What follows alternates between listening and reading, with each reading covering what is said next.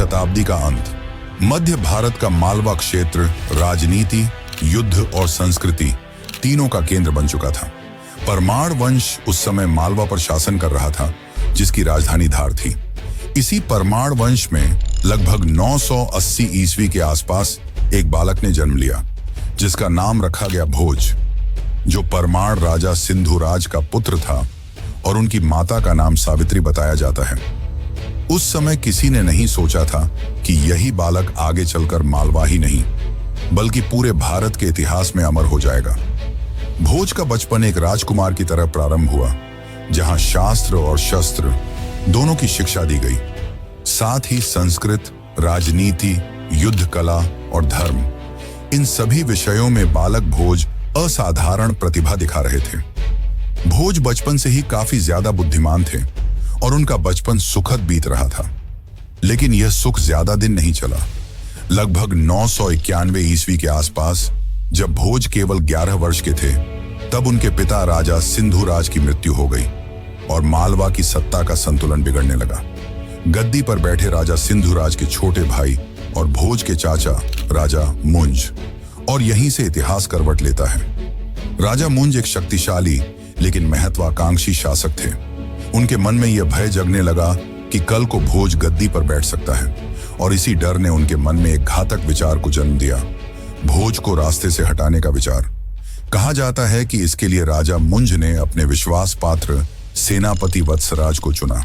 उसने वत्सराज को आदेश दिया कि वह भोज को जंगल में ले जाए और चुपचाप, किसी को पता चले बिना उसे मार दे। और ऐसा ही हुआ। वत्सराज भोज को जंगल की ओर ले गया। भोज बुद्धिमान थे और वे समझ गए कि उनके साथ क्या होने वाला है, और तभी उन्होंने अपनी जांघ से खून निकालकर एक पत्ते पर संस्कृत में एक श्लोक लिखा और वत्सराज को देते हुए कहा कि यह राजा मुंज को दे देना। जब वत्सराज ने वह श्लोक देखा तो वह चकित रह गया और उसने जाकर वह राजा मुंज को दिखाया, और यह देखते ही राजा मुंज के होश उड़ गए। आज तक किसी को नहीं पता कि उसमें क्या लिखा था, पर माना जाता है कि उस श्लोक को पढ़कर राजा मुंज का हृदय परिवर्तन हो गया और उसने तुरंत भोज को बुलाकर उसे अपना उत्तराधिकारी घोषित कर दिया।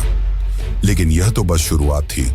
असली परीक्षा, असली युद्ध और असली इतिहास अभी बाकी था, और यहीं से शुरू होती है उस राजा की कहानी जिसने उसे इतिहास के पन्नों में अमर बना दिया। लेकिन उसके असली इतिहास को जानने से पहले हम यह जान लेते हैं, कहां राजा भोज और कहां गंगूतेली। इस कहावत के पीछे क्या रहस्य है? यार इस पर आर्यन कहां गंगूतेली, इस कहावत के पीछे क्या रहस्य है? 1010 ईस्वी के आसपास भोज को मालवा का राजा बना दिया जाता है। लोक कथाओं के अनुसार राजा भोज एक न्यायप्रिय और दयालु राजा थे। वे प्रजा से अत्यधिक प्रेम करते थे और प्रजा भी उन्हें पूजती थी। राजा भोज रात में भेष बदलकर अपने राज्य में घूमते थे ताकि प्रजा के दुख सुख को जान सकें। और एक रात जब वे एक ब्राह्मण पति पत्नी की झोपड़ी के पास से गुजर रहे थे, तब उन्होंने उन्हें बातें करते सुना। ब्राह्मण अपनी पत्नी से कह रहा था कि अब वह काफी बूढ़ा और कमजोर हो चुका है, अब वह यजमानों के घर जाकर पूजा पाठ नहीं करा सकता। इस पर ब्राह्मणी ने कहा, तो फिर स्वामी हमारा घर कैसे चलेगा? हमारा तो कोई पुत्र भी नहीं है। इस पर ब्राह्मण चिंतित हो गए और कहा कि अब राजा भोज ही कुछ कर सकते हैं।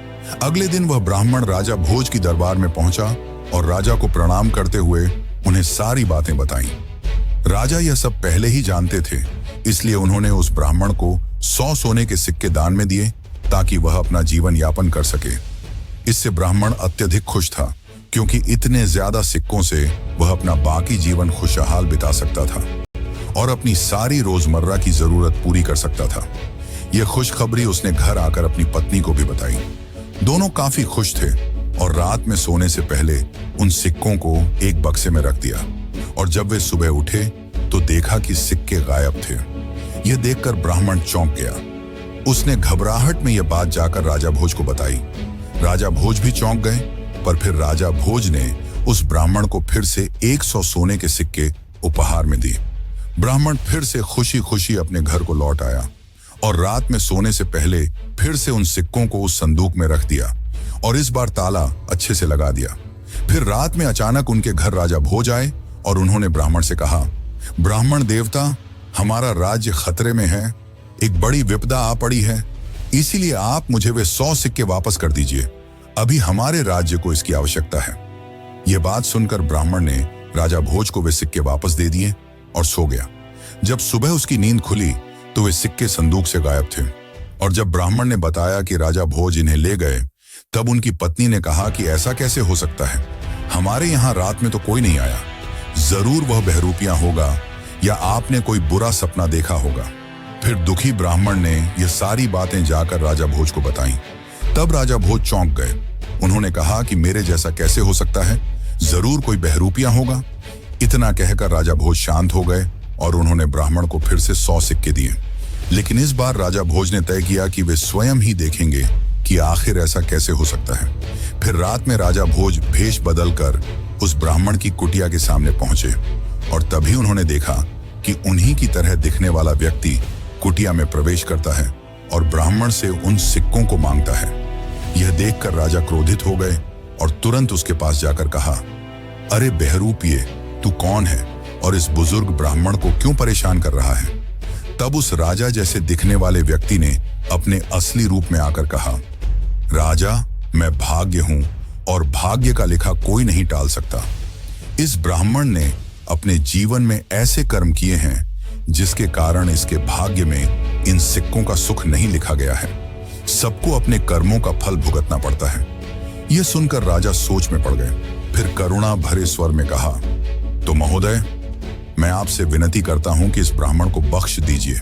इनके भाग्य का फल मैं भुगतने के लिए तैयार हूं। इतना सुनने के बाद भाग्य ने मुस्कुराते हुए कहा, ठीक है राजन, जैसी तुम्हारी मर्जी।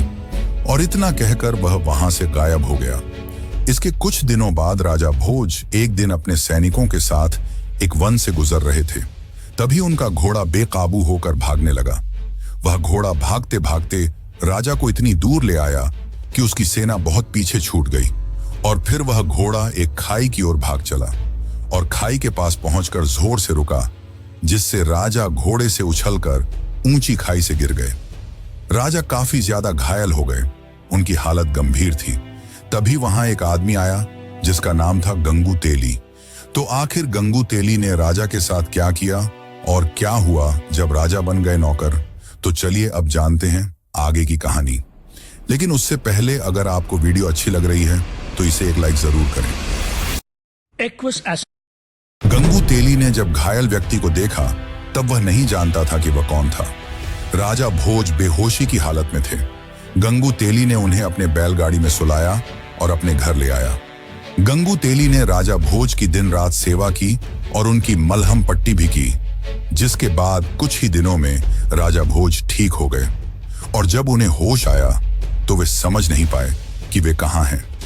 उन्होंने अपने सामने जीवनदाता को देखा, पर राजा नहीं जानते थे कि वे किस राज्य में हैं। इसलिए उन्हें लगा कि यह दुश्मनों का राज्य हो सकता है।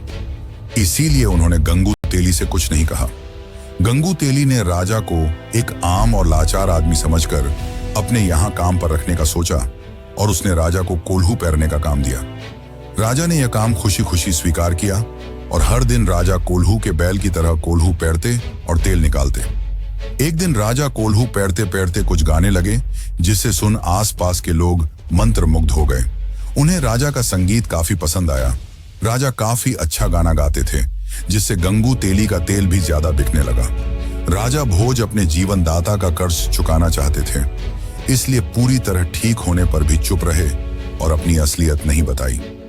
उस समय उस देश के राजा सिद्धराज भी संगीत के बहुत बड़े प्रेमी थे और उनसे भी बड़ी संगीत की प्रेमी थी उनकी पुत्री, यानी उस राज्य की राजकुमारी।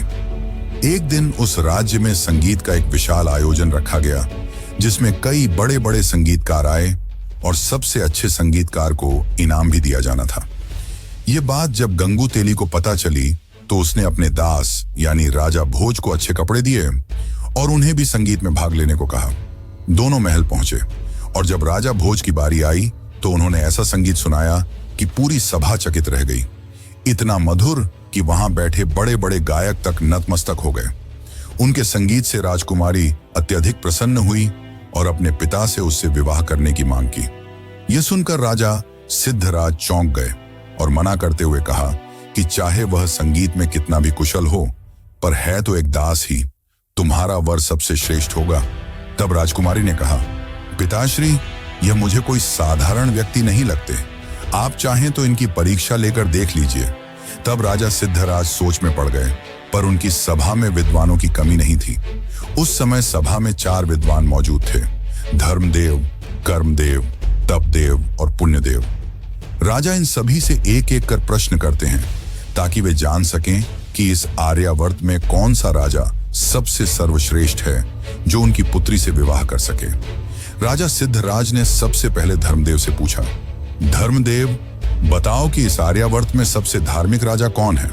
तब धर्मदेव ने कहा, महाराज, मेरी जानकारी के अनुसार धार नगरी के राजकुमार राजा भोज ही सबसे बड़े धार्मिक राजा हैं। इसके बाद राजा सिद्धराज ने कर्मदेव से पूछा कि आप बताइए कि इस धरती पर सबसे अच्छे कर्म किसके हैं। तब कर्मदेव ने भी राजा भोज का नाम लिया और इसी तरह राजा सिद्धराज ने तपदेव और पुण्यदेव से भी प्रश्न किया और उनके उत्तर में भी एक ही नाम था, राजा भोज।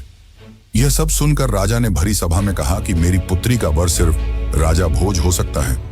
यह सब सुनकर राजा भोज कुछ पल शांत हो गए और विनम्रता पूर्वक कहा, महाराज, मैं ही राजा भोज हूं।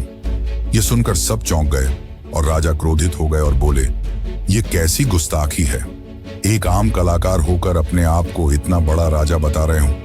किसी के चरित्र पर इस प्रकार की टिप्पणी तुम्हें शोभा नहीं देती, और अगर तुम राजा भोज हो तो यहां कैसे आए। तब भोज ने कहा, महाराज, सबसे बड़ी चीज होती है भाग्य, और भाग्य का लिखा कोई नहीं बदल सकता।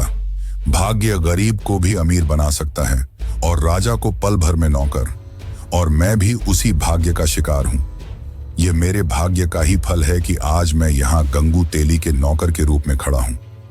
यह सुन राजा सोच में पड़ गए और थोड़ी जांच पड़ताल के बाद पता चला कि यही राजा भोज हैं। यह सुनकर गंगू तेली भी चौंक गया। इसके बाद राजा सिद्धराज ने अपनी पुत्री का विवाह राजा भोज से करा दिया। और फिर जब पूरे राज्य को यह बात चली कि गंगू तेली ने अनजाने में एक राजा को अपना दास बना लिया था, तब सब गंगू तेली को मजाक में कहने लगे, कहां राजा भोज और कहां गंगू तेली।